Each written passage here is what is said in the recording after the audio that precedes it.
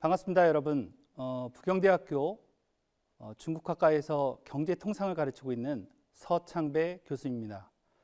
제가 오늘 말씀드릴 내용은 미중무역전쟁 그리고 미중무역전쟁에 대한 이해, 우리가 그래서 어떤 노력을 해야 될지, 왜 중국학과가 미중무역전쟁을 함께 살펴보고 알아봐야 되는지에 대해서 자세히 말씀드리도록 하겠습니다. 그에 앞서서 저희 학과 부경대학교 중국학과는 어떤 학과인지에 대해서 간단하게 동영상을 보시고 또 말씀을 드리도록 하겠습니다. 먼저 이 부분은 제 개인 프로필이고요. 살펴봐 주시면 좋겠고, 저는 국무총리실 산하에 있는 대외경제정책연구원, 영문약자로는 KIEP라고 합니다. KIEP에서 11년 정도 일을 했었고요. 나머지 주중한국대사관 그리고 부경대학교에서 현재 일을 하고 있습니다. 먼저 중국학과에 대한 소개를 동영상을 통해서 살펴보는 시간을 갖도록 하겠습니다.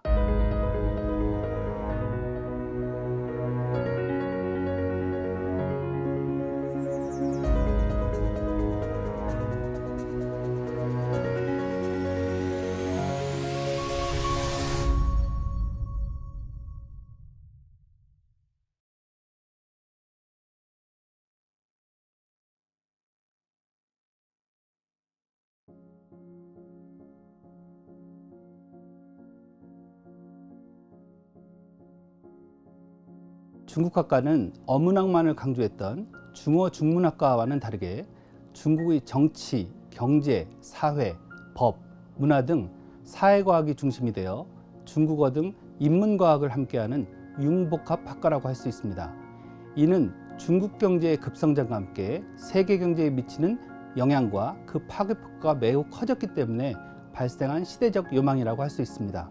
이에 따라서 과거에 단순한 중국어만을 강조했던 중어중문학과 시대에서 이제는 중국을 아는 중국학과 시대로 변화하고 있는 겁니다.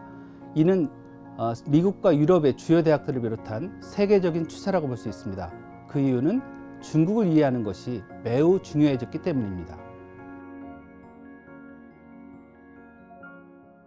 무엇보다도 중국 경제의 성장이 세계 경제는 물론이고 세계 정치, 외교, 통상 모든 방면에 있어서 큰 파급효과를 보여주고 있기 때문에 그렇습니다. 이에 따라서 19세기는 유럽의 시대, 20세기는 미국의 시대였다면 21세기는 아시아의 시대라고 말을 하고 있습니다. 특히 세계 2위의 경제대국, 즉 G2로 성장한 중국 중심의 세계 질서 재편 가능성과 함께 중국과의 파트너십이 매우 중요한 시대가 되고 있습니다. 이에 따라서 중국은 세계 최대의 소비시장으로 발전하고 있고, 그에 따른 우리 경제와 한국 기업들에게 매우 중요한 곳이 되고 있습니다.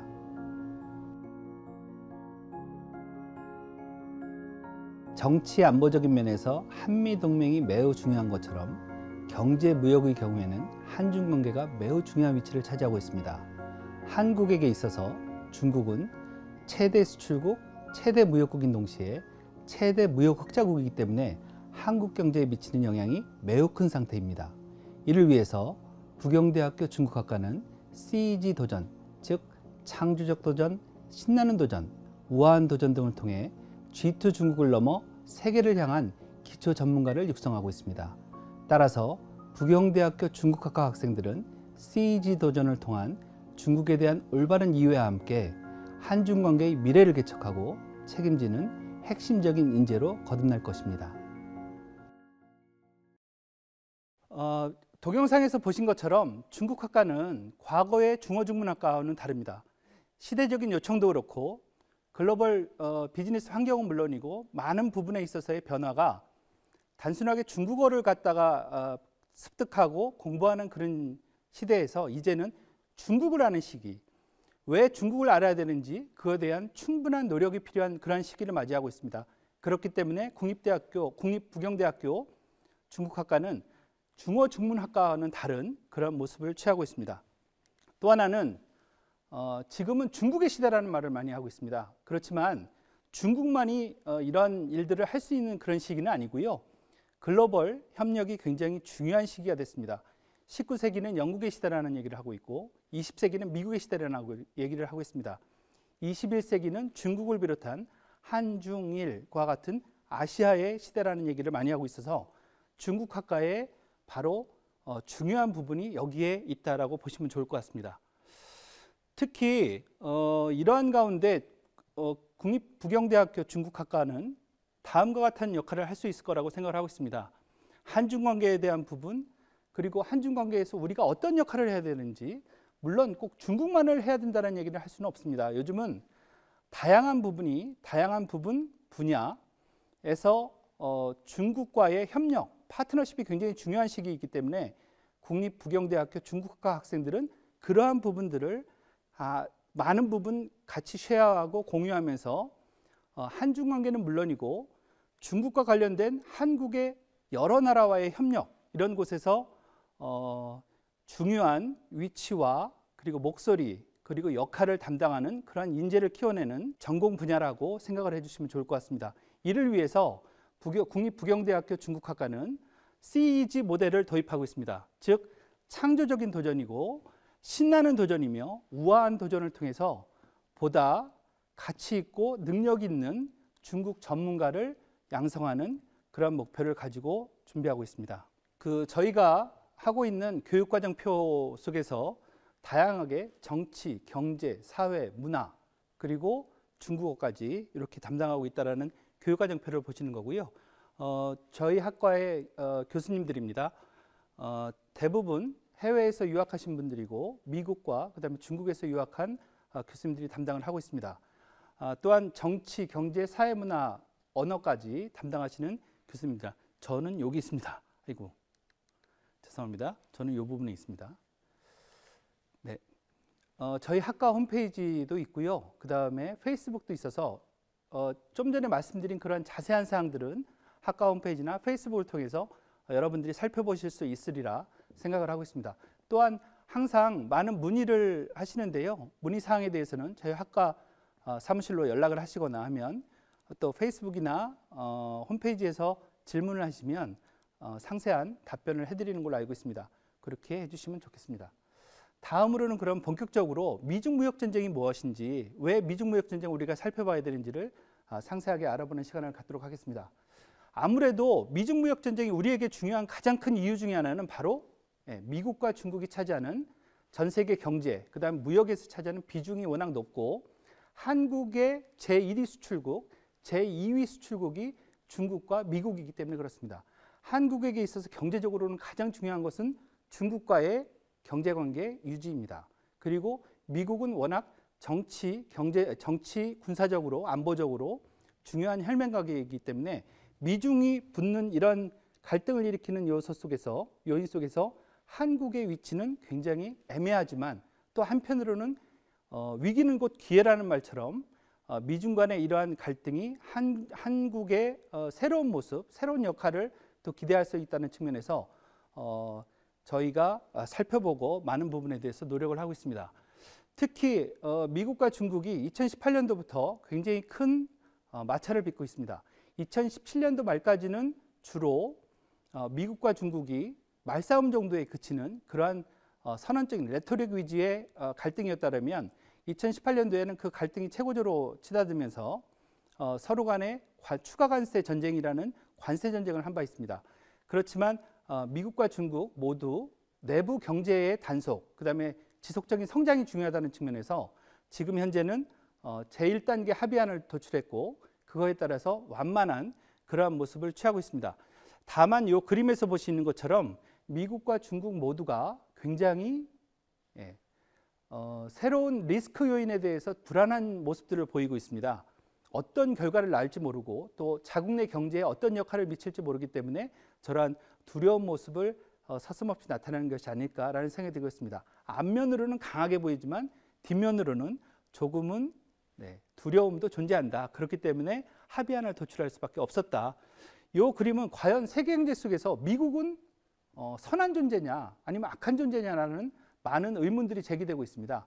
그 대표적인 그림이 서방 선진국들 모였을 때 트럼프 대통령을 과거에 트럼프 대통령을 놓고 다른 국가들이 조금은 언쟁을 벌이는 듯한 사진 내용입니다.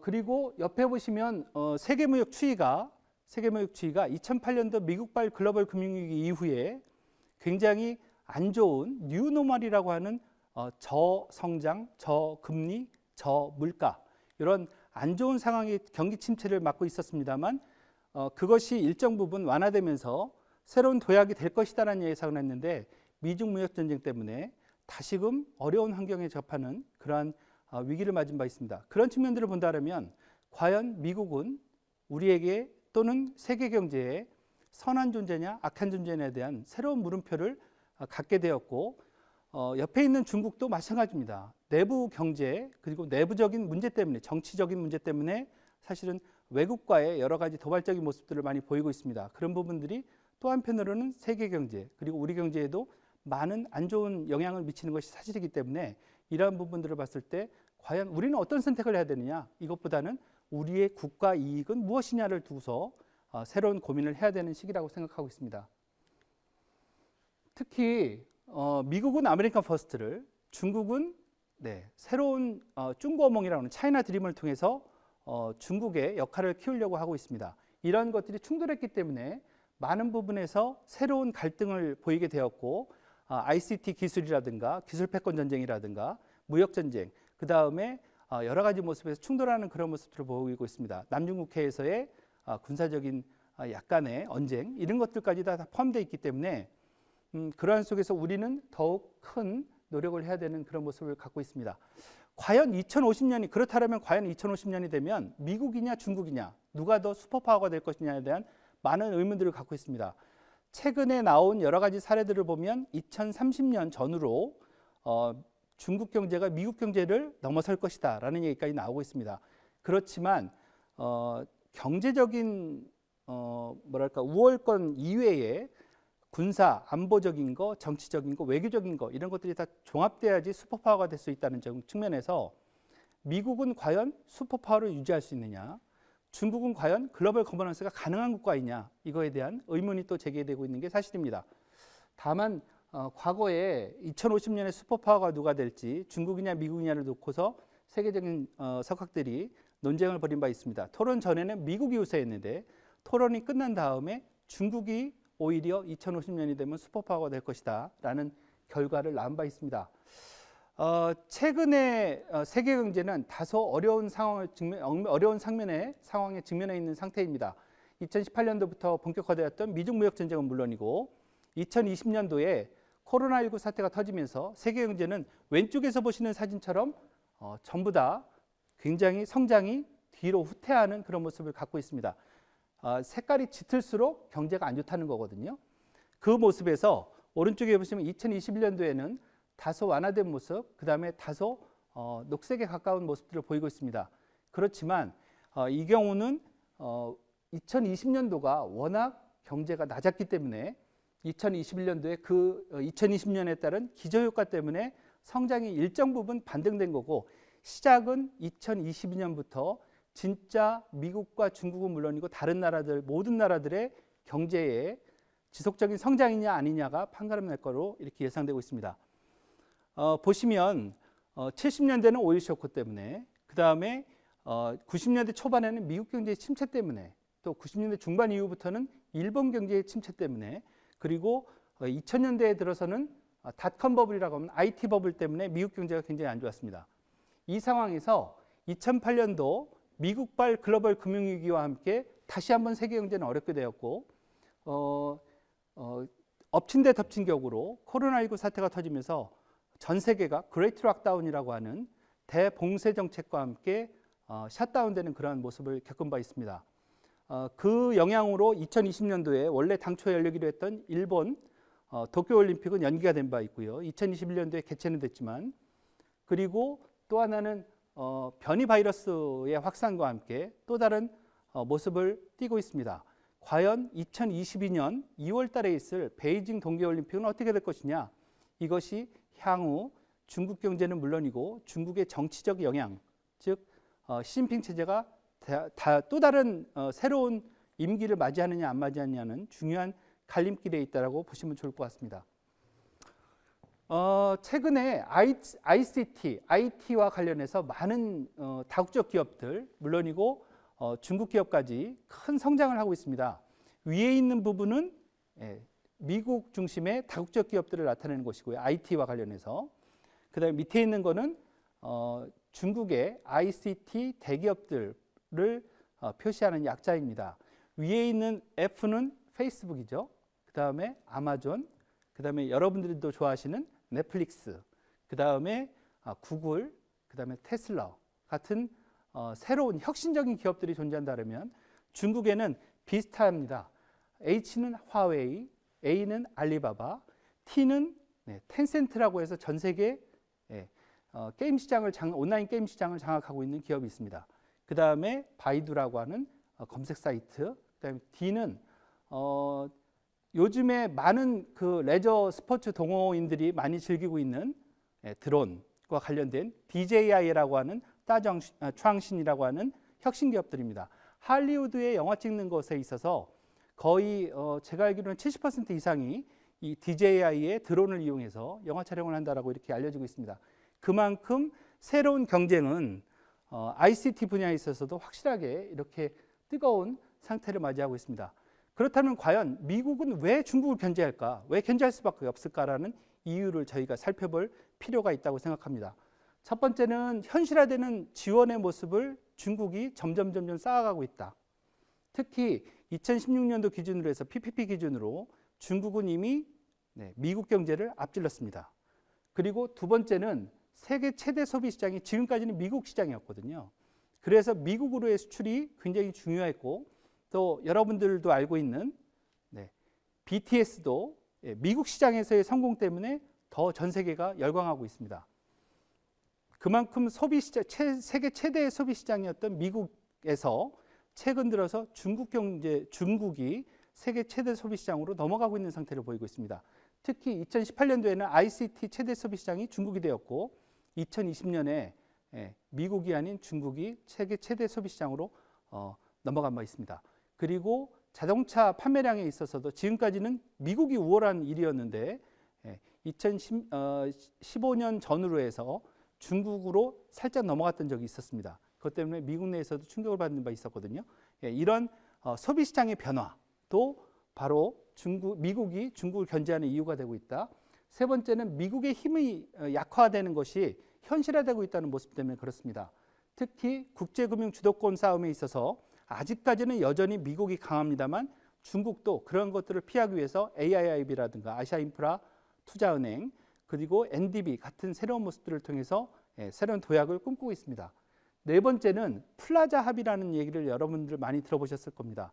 1985년도 9월 달에 있었던 미국의 무역 적자를 해소하기 위해서 독일과 일본, 프랑스, 영국 등이 모여서 환율과 관련된 합의를 한 바 있습니다. 특히 일본은 평가 절상을 미국에 대한 무역이 워낙 컸기 때문에 미국이 무역 적자를 막기 위해서 일본에 대한 평가 절상을 강하게 요구한 바 있습니다.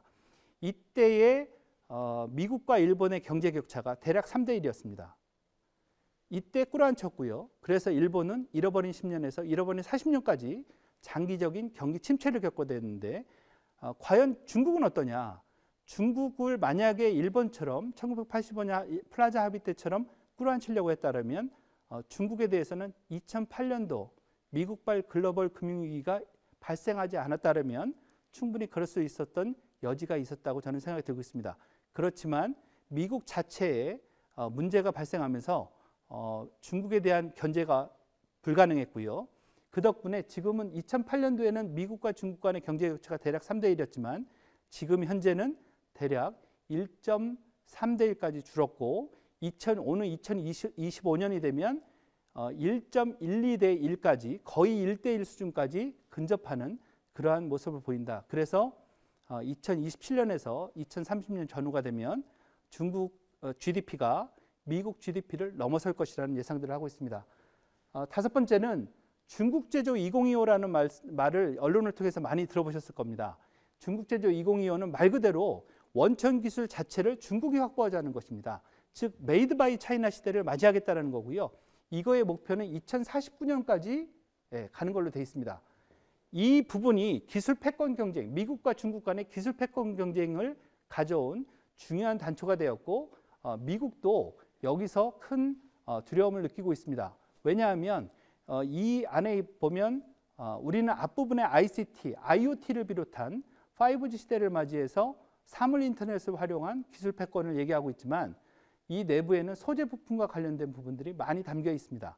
마지막 부분에 그리고 군민 융합 기술 확보라는 얘기가 있기 때문에 이 자체가 군사 기술화 그리고 군사 기술에 다시 민간 기업의 기술로 이전되는 이런 모습들을 함께 담고 있어서 과거의 중국과는 다르다. 그래서 미국은 이 부분 때문에 중국에 대한 무역 전쟁을 강하게 밀어붙이는 바가 있습니다. 그리고 마지막으로 해외 투자, 중국의 해외 투자가 굉장히 급속도로 늘어나고 있습니다. 저우추치라고 하는 모습과 함께 이 해외 투자가 확대되면서 중국의 영향력이 과거와는 달라졌다. 이런 모습들이 대략 6가지 모습 때문에 미국은 중국을 견제하기 시작했습니다. 지금 보시는 그 그래프가 미중 간의 PPP 기준 GDP 비중입니다. PPP 기준은 이제 물가 수준을 고려한 측면이 있거든요. 실질적으로 물건을 구매할 수 있는 기준입니다. 그런 역량을 나타내는 건데 여기서 보시는 것처럼 2016년도에 과거의 IMF 데이터라는 2014년도에 역전된 걸로 나타났지만 최근에 다시 수정된 IMF 데이터에 따르면 2016년도에 중국 경제가 미국 경제의 PPP 기준 GDP에서 앞서는 그러한 모습을 나타낸 바 있습니다. 그리고 여기서 보시면 왼쪽 그림은 미중 간의 경제 격차고요. 오른쪽 부분은 한일 간의 경제 격차입니다. 왜 일본이 한국을 공격할까? 굉장히 비슷한 모습을 보이고 있는데요. 미국과 중국 간의 경제 격차가 3대1 이내로 줄어들면서 미국이 중국을 심하게 견제하는 것처럼 일본 경제가 최근 들어서 한국 경제를 견제하기 시작했습니다. 그 이유 중에 하나는 비슷한 양상을 띠고 있기 때문에 그렇습니다. 3대1 경제 격차 규모에 거의 근접해 있고 이 때문에 일본도 다급하게 한국에 대한 견제를 심하게 하는 측면이 발생하기 시작했습니다. 즉 미중 무역 전쟁을 살펴보면 한일 무역 전쟁에서 한국이 승리할 수 있는 길도 충분히 찾아볼 수 있는 여력이 있다라고 보시면 좋을 것 같습니다. 최근에 중국 경제를 두고 여러 가지 논란이 많습니다. 언론을 통해서 중국 경제는 죽었다, 이미 끝났다 이런 얘기까지 나오고 있습니다만 그거는 조금은 너무 지나친 오버라는 생각이 들고 있습니다. 중국을 제대로 살펴보는 분들이라면 중국 경제에 대한 여러 가지 모습을 다각적으로 살펴보고 얘기를 할 수 있을 것입니다. 과거처럼 세계의 공장이나 세계의 생산기지로 살펴보는 중국을 얘기한다면 그럴 수 있습니다. 왜냐하면 제조업이 지금 중국을 떠나는 모습도 일부 있거든요. 한국 기업들도 중국에 투자했던 한국 기업들도 동남아로 넘어가는 경우가 많습니다. 베트남으로 특히. 그렇지만 지금은 그런 모습 시대가 아니다. 중국이 과거처럼 단순하게 제조업을 가공무역하는 그런 시대가 이미 떠났다라는 측면으로 살펴볼 필요가 있을 것 같고요. 그래서 메이드 포 차이나 시대를 맞이했고 중국 소비자 맞춤형 제품을 생산하는 그런 시대를 맞이하고 있습니다. 이미. 그러고 그것보다 더 앞선다면 중국은 G2가 아닌 G1, 팍스 시니카 시대를 맞이할 수 있다라는 그런 자신감을 여러 측면에서 내보이고 있어서 미국은 중국을 견제할 수밖에 없다라는 상황을 내비치고 있습니다. 특히 미국과 중국 간의 직접적인 단초가 되는 미중 무역 수지의 격차, 즉 미국은 무역 적자를 큰 폭으로 보고 있고 중국은 미국으로부터 큰 폭의 무역 수지 흑자를 보고 있습니다. 그 격차가 이 그래프에 나타나고 있는데요. 윗그림에 있는 검은색은 미국 상무부가 발표한 중국으로부터의 무역 적자하고 밑에 있는 꺽쇠 그래프는 중국 상무부가 발표한 미국으로부터의 흑자액입니다. 그런데 흑자와 적자가 이렇게 차이가 있습니다. 차이가 있는데 이런 차이가 있는 게 대략 1,000억 달러 내외가 되고 있습니다. 왜 이런 차이가 존재하느냐? 모든 나라에 대해서 수입과 수출은 차이가 납니다. 가장 큰 요인 중에 하나는 홍콩 요인 때문에 그렇습니다. 홍콩 요인이 홍콩을 중개무역으로 해서 미국에 대한 수출이 존재하기 때문에 그렇고 미국도 홍콩을 통해서 중국으로 수출하는 부분들이 존재하고 있습니다. 또한 해운과 관련된 해운 운임료라든가 그다음에 보험료 이런 것들이 또 차이가 있고 또 시차에 대한 차이 때문에 그렇습니다. 12월 말에 나가는 거는 1월 달에 사실은 산정이 되기 때문에 수출하는 쪽은 수출로 수입하는 쪽은 사실은 아직까지 수입이 안 된 걸로 나타날 수 있어서 이런 것들도 일정 부분 차이가 있을 수 있다. 그러나 이처럼 1,000억 달러 내외가 차이가 나는 것은 홍콩 요인 때문에 그렇다라는 걸 살펴보시면 좋을 것 같고요. 다만 중국에서 미국으로 수출하는 거의 모든 부분이 중국 기업이 수출했다라고 생각하면 오산입니다. 네. 앞서서 어떤 사진을 제가 보여드린 적이 있습니다. 트럼프 대통령을 둘러싸서 서방 선진국가들을 대표들이 정상들이 이렇게 살펴보는 장면들이 있었는데요. 그 부분에서 보시면 바로 그 밑에 하단에 애플이 중국에 생산해서 미국으로 역수출하는 그런 모습을 보인 바 있습니다. 그것처럼 중국에서 수출하는 10개의 제품이 만약에 있다면 그중에 4개 이상은 외국 기업이 중국에서 생산해서 수출하는 경우입니다.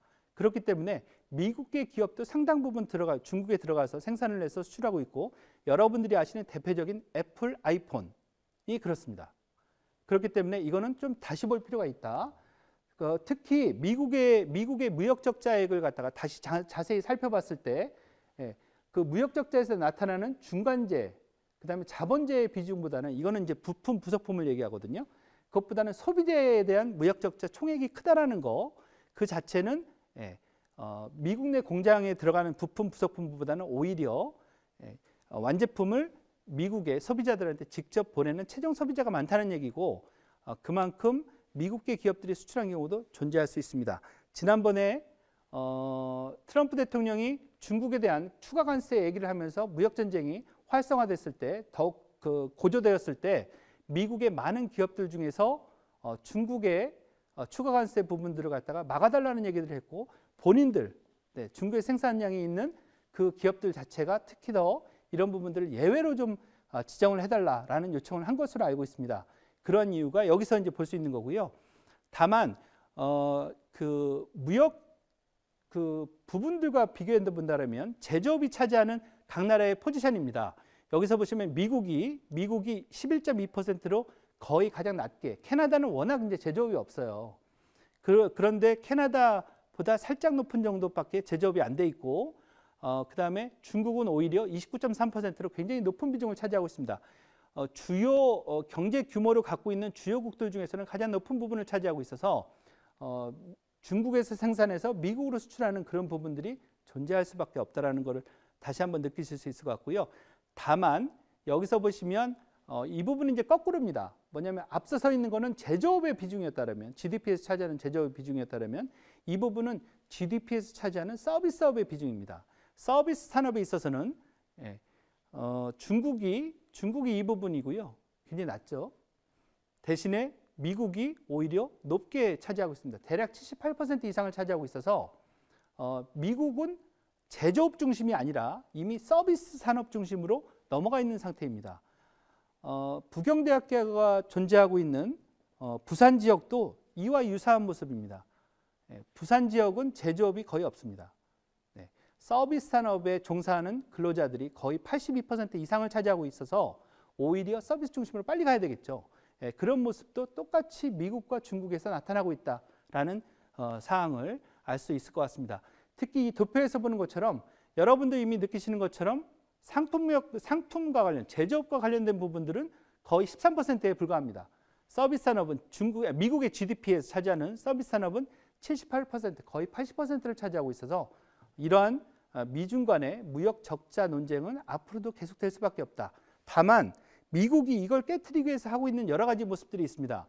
그 중에 하나가 공급망을, 글로벌 밸류 체인을 바꾸겠다라는 얘기를 하고 있는데요. 이거는 조금 시간이 필요합니다. 대략 3년에서 최소 빨라야 3년이고 보통 5년에서 10년 정도가 걸리거든요. 그렇다고 본다면 미국과 중국 간의 무역 전쟁은 앞으로도 계속될 것이라는 얘기를 할 수 있을 것 같고, 이런 모습들을 앞으로도 자세히 보는 그런 상황을 맞이할 것 같습니다. 그 중에 하나가 이제 미국의 금리가 어떻게 되느냐에 따라서 여러 가지 논란들이 나타나고 있습니다. 특히 2008년도 글로벌 금융위기 이후에 미국의 금리는 거의 제로 금리에 가까웠었습니다. 그 제로 금리에 가까웠던 금리가 최근 들어서 회복됐다가 2019년도 이후로 계속해서 또 감소하고 있습니다. 금리가 인하되고 있는 것이요. 지금이 현재 제로 금리 상태입니다.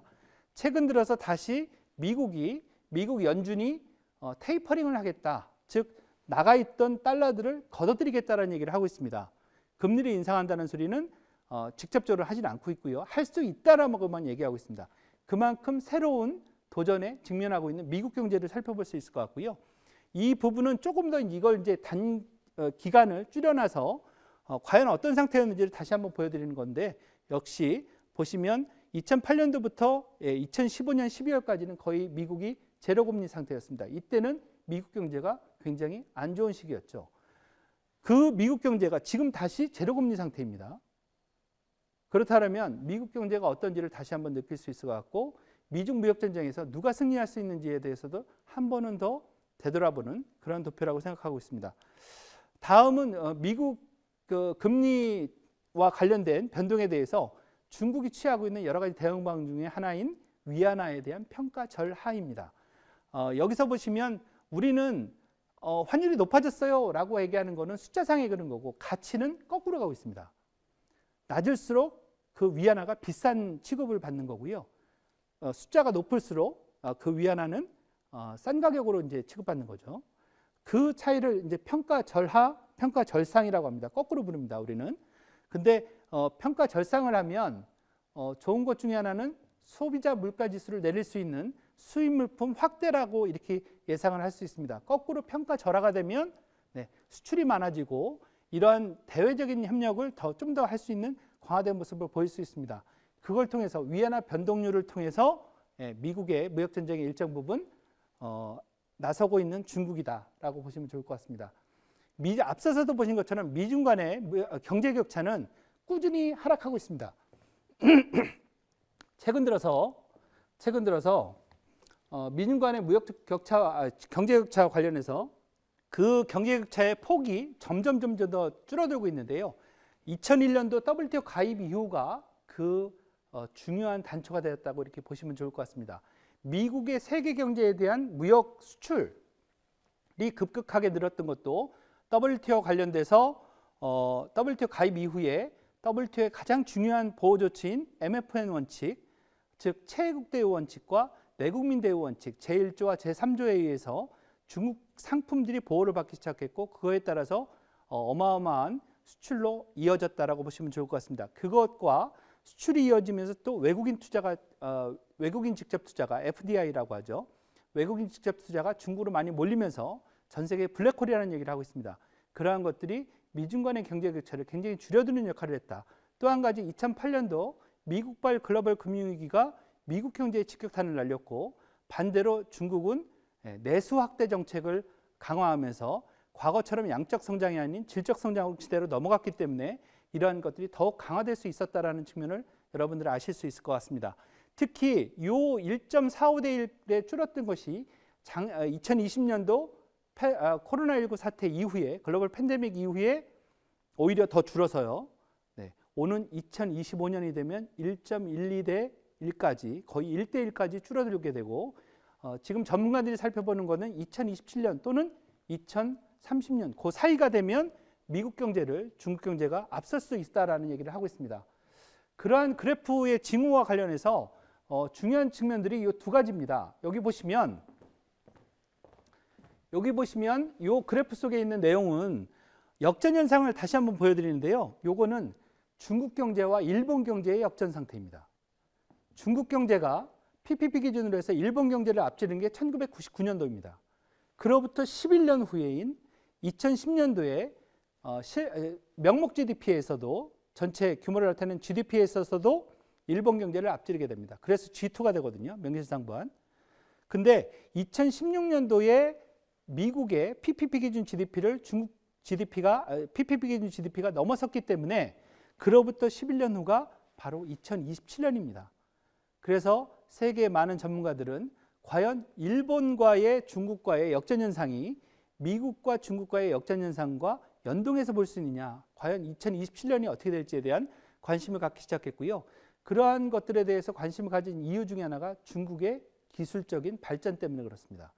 중국이 중국제조 2025를 통해서 혁신산업을 많이 키우고 있고, 그런 가운데 중국의 실질적인 경제 모델이 될 수 있는 기술력이 2045년이 되면 미국과 균등한 상태가 되고, 2049년에는 명실상부한 세계 1위의 원천 기술을 확보한 그러한 국가로 거듭나겠다는 얘기들을 중국은 하고 있습니다. 이런 것들이 화웨이 제재로도 일단 부분 미국이 화웨이를 제재했던 가장 큰 이유 중에 하나가 되고 있고, 화웨이가 갖고 있는 기술력 때문에 이러한 것들이 발생할 수 있었다라고 생각을 하시면 좋을 것 같습니다. 화웨이가 왜 중요하냐면 5G 때문에 그렇습니다. 5G와 관련된 기술력을 가장 많이 원천 기술을 갖고 있는, 핵심 기술을 가장 많이 갖고 있는 곳이 바로 화웨이 때문에 그렇습니다. 또 한 곳이 ZTE인데요. 미국이 왜 ZTE와 화웨이를 그랬느냐? 바로 5G 기술 때문에 그렇습니다. 제4차 산업혁명은 어쨌거나 5G를 누가 빨리 깔고 빨리 확보하느냐가 가장 중요한 시기 때문에 그렇습니다. 제가 2019년도에 화웨이의 베이징에 있는 R&D 센터를 다녀온 이 사진인데요. 여기서 보시면 화웨이가 단순하게 기술력만 키우는 게 아니라 직원들에 대한 복지도 굉장히 크게 남겨놓고 있었고, 제가 2004년도에도 화웨이의 R&D 센터를 갔었거든요. 그때하고 비교해 봤을 때는 확연히 다릅니다. 2004년도에 갔을 때 화웨이의 R&D 금액은 일본의 파나소닉 기업의 50대 1이었습니다. 49대 1이었으니까 거의 49배 이상을 파나소닉이 더하고 있었거든요. 근데 최근의 모습에는 그렇지 않습니다.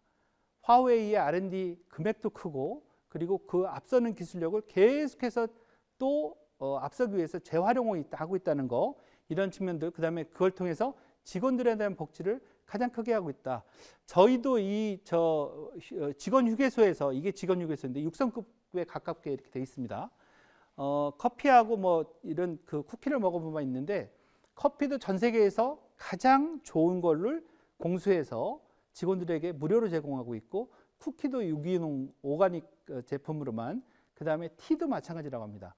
그만큼 기술력이 곧 필요하다는 것 때문에 그렇고, 이러한 직원에 대한 대우 자체가 어떻게 보면 화웨이가 세계 5G 원천 기술에서 가장 많은 원천 기술을 갖고 있는 기업으로 탄생을 시켰다. 화웨이와 ZTE의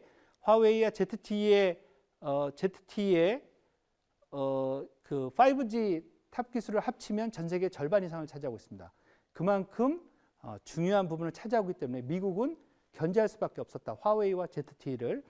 이 모습은 아까 있었던 중국제조 2025에서 얼마나 중국제조 2025 정책이 중요하냐를 나타내는 건데요. 영도 소조라는 게 반드시 필요합니다. 그러니까 어떤 거에 필요하느냐?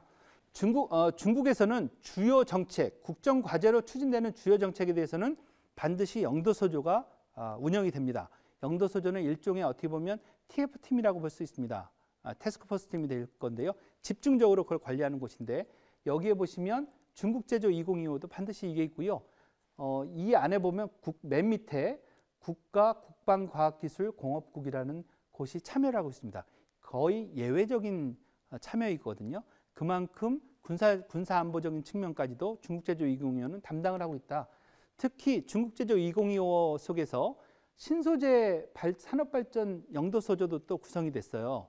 신소재는 굉장히 중요하죠. 지금 한국에서도 소재, 부품, 장비에서 소부장 산업이 원천 기술의 확보라는 측면에서 굉장히 중요하다는 얘기들을 많이 하고 있는데, 중국제조 2025에서도 마찬가지입니다. 여기서도 보시면 더 중요한 거는 맨 밑에 중앙군사위원회 장비발전부에 있는 부부장급이 참여하는 걸로 이렇게 되어 있습니다. 그만큼 중국제조 2025 신소재 산업발전은 군사안보적인 무기와도 관련이 있고, 결국은 이것이 첨단 기술 확보에 굉장히 중요하다는 측면이기 때문에 그렇습니다. 사실은 이 부분 때문에 중국제조 2025를 단순하게 ICT 산업의 기술 패권 경쟁으로 볼 수 없고, 중국과 미국 간의 실질적인 무역 전쟁이 되는 단초가 됐던 이유 중에 하나가 바로 이 장면 때문에 그렇습니다. 한국에서는 이걸 못 받고 미국에서는 이걸 받기 때문에 미국이 중국에 대한 직접적인 무역 전쟁을 선포하고 크게 견제를 하는 모습을 나타내는 결정적인 이유 때문에 그렇습니다. 이건 맨 밑에 부분에 있거든요. 뒷부분에. 이제 미중 무역 전쟁이 어떻게 될 것이냐를 우리가 이제 고민해야 될 시기지만, 지금은 일단은 시작된 단계다. 지금 끝난 게 아니고 앞으로 20년 또는 30년이 걸릴 수 있는 장기적인 플랜을 우리도 짜야 될 것이고, 미중 무역 전쟁이 그만큼 길어지는 전쟁이라고 한다면 한국도 그에 대한 충분한 대비를 할 필요가 있다라는 생각을 하고 있습니다. 이 미중 무역 전쟁을 그러면서 살펴보면서 우리는 어떤 측면에 대해서 좀 더 관심 있게 살펴봐야 되느냐, 대략 5가지 측면을 보면서 우리가 앞으로의 미래를 좀 고민해 보면 좋겠다는 생각이 들고 있습니다. 첫 번째는 미국과 중국의 국내 경제의 안정 여부입니다. 안정과 성장이 가능한지에 따라서 미중 무역 전쟁은 완화 또는 격화가 될 수 있고요. 두 번째는 매년 9월 달에 있는 미국 연준의 미국 금리 인상 여부입니다. 12월 달 두 달에 한 번씩 있지만 9월의 금리 인상과 12월의 금리 인상이 중요합니다. 그 중에서도 9월 금리 인상이 중요한데 그 얘기는 상반기 경제가 좋았느냐 안 좋느냐를 가늠할 수 있는 가늠자가 9월 금리 인상 여부이기 때문에 그렇습니다.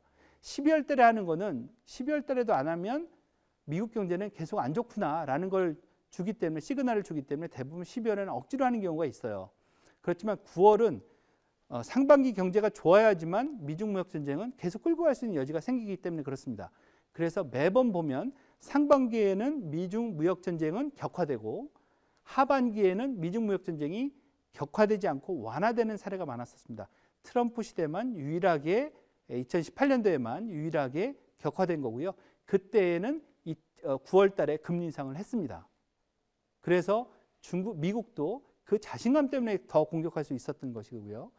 그 다음에 세 번째는 북미 관계 개선은 물론이고 주변 국가의 외교 관계의 문제가 미중 무역 전쟁인데 굉장히 중요합니다. 북미 정상회담이 열릴 때 중국, 러시아와 북한이 계속해서 연쇄 회동을 했습니다. 세 차례 이상을 회동을 했기 때문에 이런 부분들이 바로 미국에 대한 견제로 이어질 거고요. 미국은 또 그 반대의 모습을 많이 보인 바 있습니다.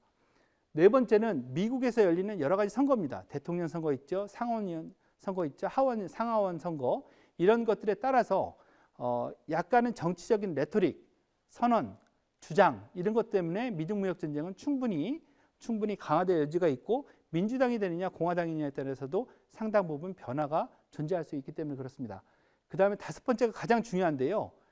다섯 번째가 가장 중요한데 미중 통상마찰, 무역전쟁 이후에 그게 확대됐을 때 미국 경제 내부에 미치는 영향, 중국 경제 내부에 미치는 영향이 얼마나 부정적일 수 있느냐가 주요 핵심 사항이 될 수 있습니다. 아무리 미국이 중국을 견제하고 싶어도 중국이 또 미국과의 무역전쟁을 강화하고 싶어도 내부 경제가 안 좋아지는 순간이 그 자체가 부정적인 영향이 크다면 반드시 이거는 스탑이 될 수밖에 없기 때문에 그렇습니다. 이런 것들을 통해서 최근에 가장 크게 나온 것 중에 하나가 글로벌 공급망의 변화에 대한 얘기입니다.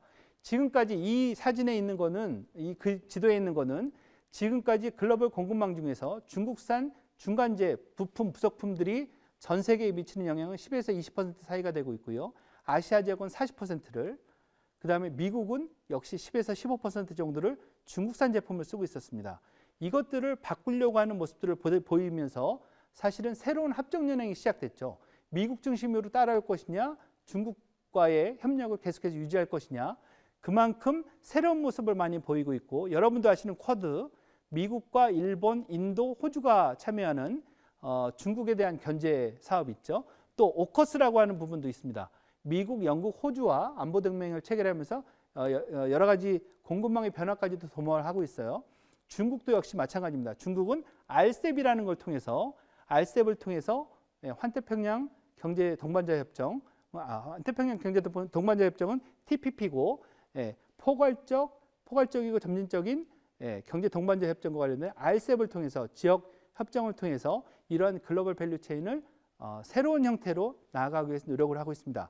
이게 미국의 공화당 정부는 굉장히 조금은 통상 정책에서 약간 느슨해요. 관세를 많이 건드렸었죠. 반면에 민주당은 굉장히 집요하고 공격적인 통상 정책을 항상 펴왔습니다. 그래서 이런 부분들을 자세히 살펴볼 필요가 있다는 생각이 들고 있고요. 이런 속에서 세계 경제가 2020년 코로나 팬데믹 이후에 크게 둔화된 것이 사실이지만 그 가운데 속에서도 중국 경제만 유일하게 플러스 성장을 했다는 것도 다시 한번 눈여겨볼 측면이 아닐까라는 생각이 들고 있습니다. 미국이나 유럽, 그 다음에 일본 경제도 모두 마이너스의 대폭적인 마이너스를 보였고 인도도 특히 마이너스 8%까지 떨어졌습니다. 그렇지만 유일하게 중국이 2.3% 플러스 성장을 했고 이거에 따른 영향 때문에 한국 역시도 아주 낮은 마이너스 성장이 아니라 마이너스 1.1%를 차지할 수 있었다. 왜 우리가 미중 무역 전쟁은 물론이고 중국과의 경제적인 동반자 관계를 잘 유지할 필요가 있느냐를 여실히 보여주는 것이 아닐까라는 생각이 들고 있습니다. 지금 보여주고 있는 OECD에서의 그 전망에 따라도 가장 빠르게 그 회복을 하고 있는 게 중국이라는 모습이 나타나고 있고, 다른 나라들은 굉장히 당분간은 조용한 성장만 계속할 거라는 얘기를 많이 하고 있습니다. 2025년까지 여러 가지 전망치에 있어서도 중국은 5%대를 계속 유지할 거로 나타나고 있고, 미국과 주요국들은 다소 둔화되는 모습을 나타내고 있어서요. 이런 모습들이 과연 미국과 중국 간의 경제 격차에 어떤 영향을 미칠지를 다시 한번 예견하게 하는 모습이라고 생각이 되고 있습니다. 특히 기업 관계에 있어서도요. 과거에는 주로 미국의 주요 대형 포털 기업들을 포함해서 다국적 혁신 기업들이 많이 선두권에 치고 있었습니다만, 최근에는 중국의 기업들이 크게 약진하는 모습을 보이고 있습니다. 2013년 대비해서 2018년도에 세계의 탑 20 인터넷 기업들 중에서 미국 기업이 9개에서 11개, 2개 기업이 증가하는 데 그친 데 반면에서 중국은 2개에서 9개로 대폭적인 상승을 했습니다. 이런 모습들도 크게 우리가 중국 경제를 다시 한번 살펴봐야 되는 이유가 되고 있다. 또한 특허 기술 출원에 있어서도 중국이 전 세계에서 제일 많고요. 그거에 따라서 ICT 최대 소비 시장은 중국으로 이미 넘어갔고, 세계 일반 제품과 관련된 모든 부분에 있어 세계 최대 소비 시장도 2020년에 중국으로 넘어간 이런 부분들을 볼 수 있을 것 같습니다. 이 부분은 여러분들도 참조가 했으면 좋겠는데, 글로벌 금융과 관련된 영화들입니다. 이 속을 보시면 조금은 미국 금융권의 어떻게 보면 타락 내지는 자본주의 타락을 살펴볼 수 있을 것 같습니다. 그리고 앞으로 우리가 미중 무역 전쟁의 새로운 트렌드가 금융과 관련된, 자본과 관련된 전쟁이 될 수 있다는 측면 때문에도 한번 재미로 영화를 보면서 다시 한번 살펴보시면 어떨까 하는 생각이 들고 있습니다. 이 가운데 마지막으로 이제 한중 관계를 어떻게 볼 것이냐, 왜 우리는 미중 무역 전쟁 속에서 한중 관계를 다시 한번 살펴볼 이유가 있느냐. 과거의 한중 관계는 저는 이렇게 한중 관계를 1.0, 2.0, 3.0 2단계로 이렇게 나눠봤는데요. 특히 1.0 시대에는 2008년도 초반까지인데, 이때까지는 서로 잘 몰랐습니다. 그리고 이때까지만 하더라도 한국에서 중국어를 하는 사람이 그렇게 많지 않았습니다. 근데 오히려 평화로웠습니다. 그리고 서로 공동 번영을 이룰 수 있는, 공동 발전을 이룰 수 있는 여지가 컸었습니다. 2008년도 3월 달부터 2017년도 5월까지를 2단계로 저는 보는데요. 이때는 조금 중국을 좀 알게 됐고, 중국어를 하는 사람도 많아졌고, 그리고 서로 국내적인 문제 때문에 욕심을 많이 냈습니다. 특히 한국에서 저는 잘못된 욕심을 냈다라고 생각을 하고 있는데, 뭐냐, 정치적인 욕심을 낸 것 같습니다. 그러니까 한중 관계는 역시 경제협력 관계로 계속 갔어야 되는데, 정치협력 관계로 넘어서면서 갈등도 심화되기 시작했고, 새로운 잘못된 발전 단계로 자꾸 이어져 가고 있습니다.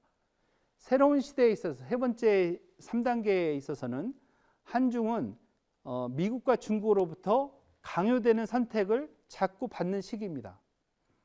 조금은 한국도 중국도 한국을 조금 더 알게 된 시기이기도 하고, 그거에 따라서 어떻게 활용하느냐를 고민하는 시기이긴 한데, 미중 무역 전쟁의 확대와 함께 정치 군사 안보적으로는 한국은 미국을, 경제적으로는 중국을 선택할 수밖에 없는 이런 상황 속에서 미국과 중국이 똑같이 한국에 대해서 너 어느 편이야? 라는 걸 자꾸 선택을 강요하는 그런 시대를 맞이하고 있어서, 우리는 이런 것들을 슬기롭게 극복해야 되는 시기를 맞이하고 있다. 특히 고래등 싸움에 새우 터진다라는 말처럼 이러한 미중 무역 전쟁 속에서 누군가를 선택만을 하기보다는 과연 국가 이익이 어느 쪽이냐를 분명하게 생각해서 고려해서 선택을 해야 될 거고요. 개인적으로도 이것은 비즈니스 환경은 물론이고 개인적인 선택에 있어서도 굉장히 중요하다. 그렇지만 경제적으로는 어쨌거나 지속 가능한 성장을 할 수 있는 곳은 미국이 아니라 중국이다. 이런 측면들도 다시 한번 살펴볼 필요가 있을 것 같습니다. 그러한 속에서 새로운 합종연행에 미국이다 중국이다 다시 한번 말씀드리면 어느 편을 꼭 집어서 든다기보다는 국가이익이 어느 쪽이냐에 따라서 우리는 선택을 다시 해야 될 거고 전 세계가 새로운 축을 맞이하고 있는 것 같습니다. 앞서서 18세기는 영국의 시대, 20세기는 미국의 시대, 21세기는 아시아의 시대라는 말씀을 드린 바 있습니다. 중국을 비롯해서. 그 가운데 유럽 축이 있고요. 그 다음에 USMCA라고 하는 미국 중심의 또 축이 있고 그 다음에 중국과 한국, 일본이 엮여 있는 동북아 축, 이렇게 세 개의 경제 핵심 축들이 새롭게 작용하는 게 최근 트렌드인 것 같습니다. 그래서 앞으로 국제 비즈니스 환경이 3자 또는 3극 체제로, 저는 트라이폴라 시스템이라고 생각하는데 트라이폴라 시스템으로 엮이고 있어서 우리는 이거에 대한 대비를 해야 될 거고, 그거에 따라서 한국 경제가 어느 쪽이 더 유리한지에 대해서 조금 더 극명하게 살펴볼 필요가 있기 때문에 그렇습니다. 재밌는 거는 이 새로운 신3극 체제에서 한국은 유일하게 미국과도 FTA를 체결했고요. 한미 FTA, 유럽과도 한EU FTA를 체결했고 중국과도 한중 FTA를 체결했습니다. 그렇기 때문에 한국은 이러한 새로운 글로벌 환경 속에서 세계 경제 환경 속에서 조금은 많은 역할을 할 수 있을 것이다 라는 생각이 들어서 이런 것들에 대해서 언론에 나오는 것처럼 일희일비 하지 말자. 언론은 어차피 자극적인 뉴스를 많이 내보낼 수밖에 없다. 중국이 내일 모레 망한다. 헝다 사태 때문에 중국 부동산 위기다. 이렇게만 느낄 게 아니고 그거는 극히 작은 뉴스에 불과하다는 것을 다시 한번 느끼셨으면 좋겠습니다. 그러한 것들이 가능한 게 부경대학교 중국학과에서 전공 수업을 통해서 이런 것들을 충분히 많이 알아볼 수 있다라는 것들도 다시 한번 말씀드리면서 너무 일희일비해서 중국을 살펴보지는 않았으면 좋겠다라는 생각이 들고 있습니다. 그 영화 남한산성을 보면서 제가 눈물을 흘린 적이 있어요. 제 영화 보면서 잘 그러지 않는데 너무 최근에 그 세계 경제 속에서 미국, 중국의 무역 전쟁 속에서 한국이 받는 선택적 강요가 바로 이 모습하고 저는 너무 비슷하더라고요. 명나라와 청나라가 세력이 변경되는 그 시점에 조선이 받았던 그러한 선택적 강요와 유사하다는 생각이 들어서 우리는 이때 그 잘못된 선택이 가져왔던 우를 범하지 않았으면 좋겠다. 그래서 조금 더 한국 국가의 이익을 우리가 어느 쪽이 더 좋은지를 다시 한번 살펴보는 계기가 되었으면 좋겠다. 이를 위해서는 자그마한 티나 점이나 잘못된 오보를 갖고 전체를 파악하려고 하지 말고 전체에 많이 남아있는 이러한 면을 좀 봤으면 좋겠다. 특히 오게티가 아니라 실질적으로 볼 수 있는 많은 부분들을 볼 수 있는 새로운 안경, 즉 패러다임의 전환이겠죠. 그걸 통해서 국가 이익을 확보하는 그런 모습이 되었으면 좋겠다는 생각이 들고 있습니다. 여러분들의 선택도 마찬가지입니다. 이러한 측면들을 통해서 한국이 나아갈 수 있는 방향, 그리고 여러분들이 나아갈 수 있는 새로운 도전을 함께 하셨으면 좋겠습니다. 지금까지 끝까지 경청해 주셔서 감사하고 여러분들의 선택에 조금이라도 큰 도움이 되었으면 좋겠습니다. 여러분 수고 많으셨습니다.